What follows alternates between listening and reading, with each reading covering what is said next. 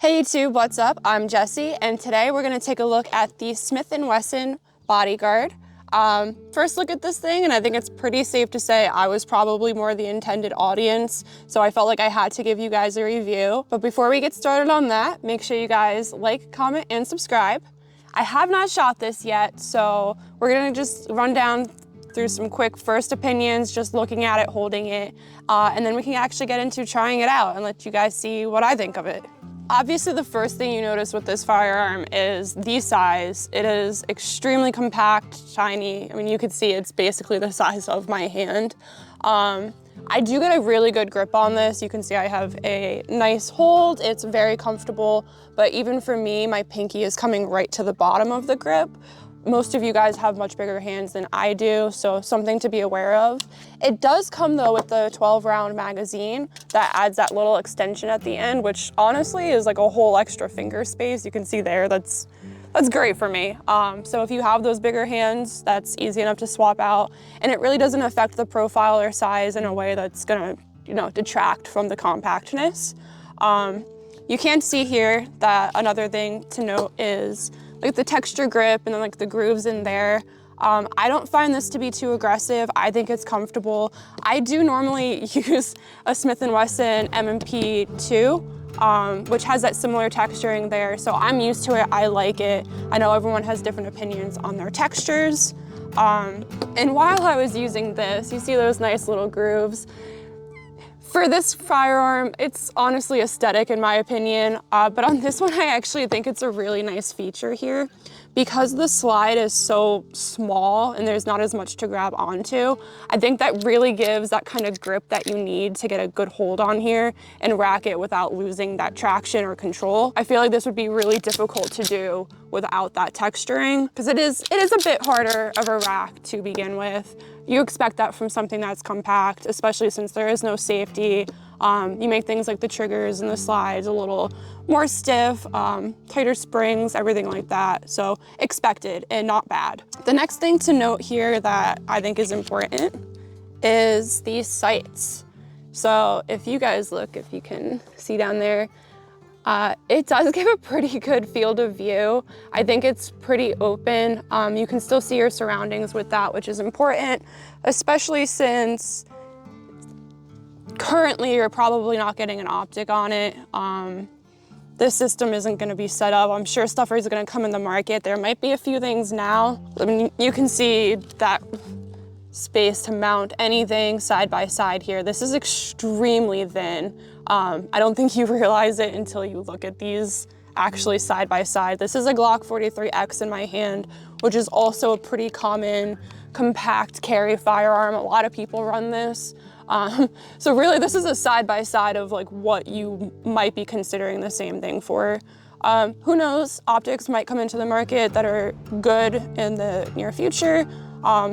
Stuff comes out all the time, but for the time being, having optics that you can actually comfortably look through and find your target with, I think this does do a pretty decent job at providing that. So the next thing that I think is important to note here, again, just holding, is the trigger. So you can see there's like the wall around there. Hi, voice crack. You can see that there's like the wall around this point, and then it hits that actual firing mechanism. I'm gonna hold my reservations until we actually fire her, but I do feel like that wall kind of has like a weird mushy spot before it actually engages. Not as clear as what I'm used to, but I am spoiled. The Smith & Wesson here has an Apex trigger on it. That thing is like butter. So I don't know if maybe I'm just more used to that kind of trigger and I'm being a little bit picky, but it is something to note. I think the wall comes in at a bit higher of a point than a lot of the triggers that I'm used to, and it does feel like there's less distinct stages in that kind of little area of mush.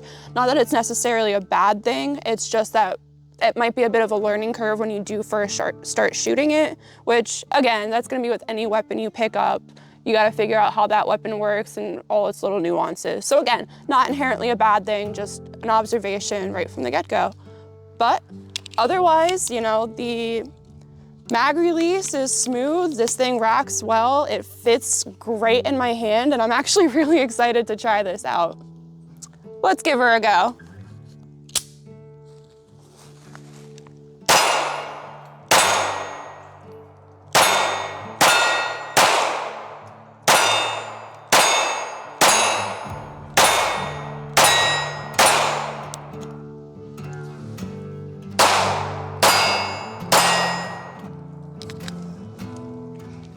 right off the bat, this is phenomenal. Oh my God. Any of the concerns that I had on the trigger are completely not applicable. Take all of that back. You know, you might feel it might be weird, but I didn't think it impacted firing at all. The reset was good. One thing that is so important to note that, you know, when you start to go compact, you expect to see more recoil. So obviously this is 380, different than 9, but even when you look at the 9, like the Glock 19 down to the 43X, you can see a big difference in recoil on that. So I'm extremely impressed with how clean this is. She's great. Canote right now though, don't have a lot of rounds in her and she's getting a little toasty, roasty.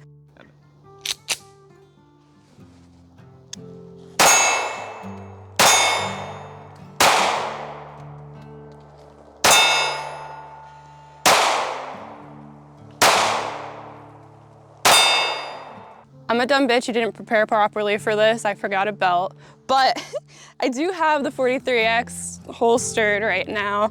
You can see here that it's kind of carrying in, which again, I don't have any setup, so you add a good belt and it's gonna tuck a lot nicer. It's not bad, I have a looser shirt on, but it is still hard for someone like me to carry. I don't have a holster for this at all, so just, we can all use our imaginations. That's nothing.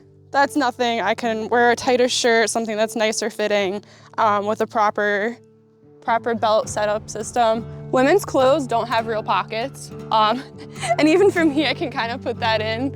Granted, that's not good, but hell, for me, that's something. But for you guys, this could be a fantastic pocket carry.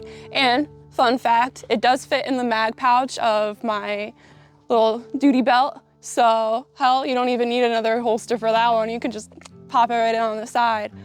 So you do have a lot of options with carrying this around and how you want to actually keep it on your person, which I think is fantastic and something that I struggle a lot with. Obviously this is meant to be like a self-defense kind of firearm, so this might not matter as much to you. Gonna make a difference from person to person, but I have about like 7,500 rounds in right now, and it's toasty, very toasty. That thing is not fun to touch. So, I mean, for training purposes, something to consider. You're gonna be feeling that very fast, especially because there's only so many spots to put your hands. If you're a bigger guy, you might be feeling that on your fingers. So overall, I think the Bodyguard was a great product from Smith & Wesson here. Shot great, handled great. If the trigger is a concern for you, I would recommend maybe going to a range and renting it. I didn't think it was a problem. The reset was a touch mushy, but again, really no concerns from a practical use on my end. And plus, there's aftermarket parts for a reason if you're really concerned. You can have the conversation of 9 versus 380, but given the benefits of being able to conceal, handle, recoil, all of that, I really think this is a product that's worth considering, especially if you're someone my size or if printing is like actually a big concern for you or any of that. I actually would recommend giving this a go. It's a fantastic product. So thank you guys for watching. I hope this was insightful and see you guys next video.